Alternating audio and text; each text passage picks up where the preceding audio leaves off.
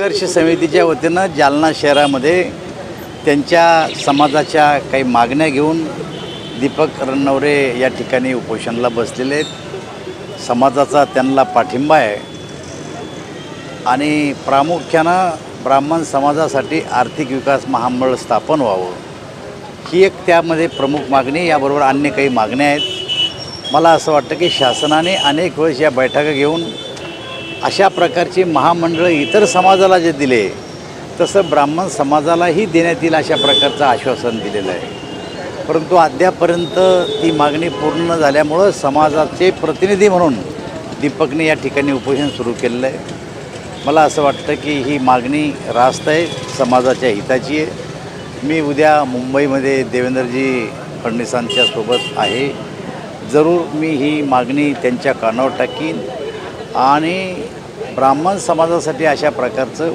महामंडळ स्थापन व्हावं अशा प्रकारची विनंती मी त्यांना करेन। सांख्यिक असल्यामुळं त्यांच्यावर अन्याय चालला, त्यांच्या अर्ध्या मागण्या मान्य झाल्या पण ह्या पूर्ण होत नाही। अन्याय म्हणता येणार नाही, परंतु एक मागणी झाली की दुसरी मागणी आपोआप निर्माण होत असते।